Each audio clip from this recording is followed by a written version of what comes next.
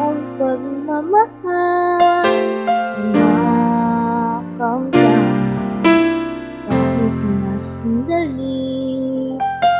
Bawal mamasdan, ligaya'y tila ba walang hanggan.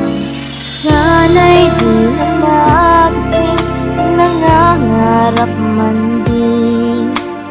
Ang buhay na makulay ang tatahakin. Sana'y nadarapa, minsan di na'y luluha. Di ka na maninimdim, pagkat sa buhay mo ay may nagmamahal pa rin.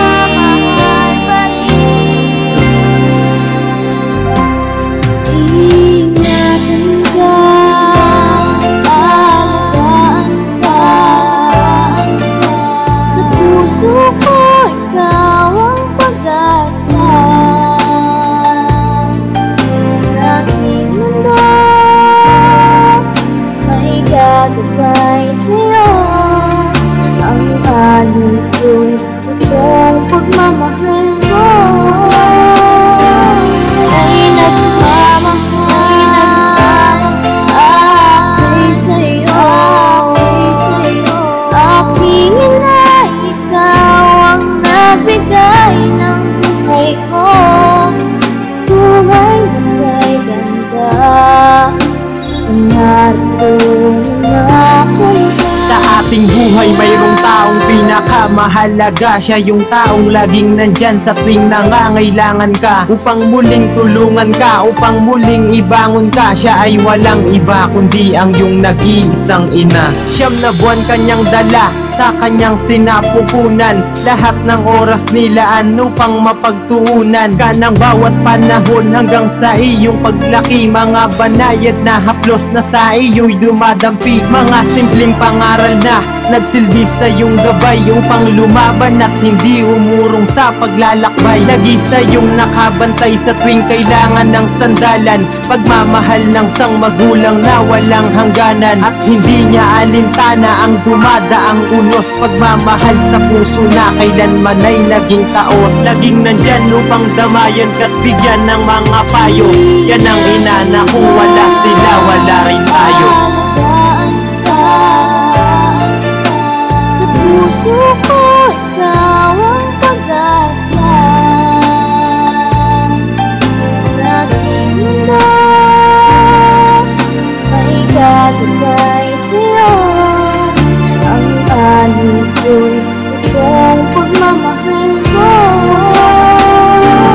Ay nagmamahal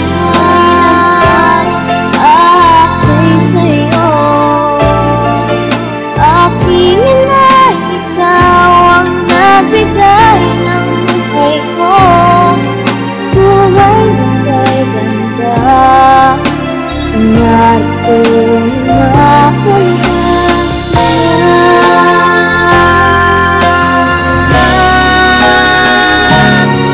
Lagi mo sanang tandaan, ninay, mahal ko po kayo. Wala akong ibang hangad kundi makasama kayo. Hindi ito pagtatapos, bagkus ito ang umpisa ng bagong pahina ng buhay namin na wala ka na. Ang hirap sa loob nito, ngunit kailangan tanggapin. Gaya ng mga payo nyo, problema'y dapat harapin. Ayoko na mangyari to, ngunit Diyos na ang nagpasya. Hiling ko lang nasan ka man ngayon, sana'y maayos ka.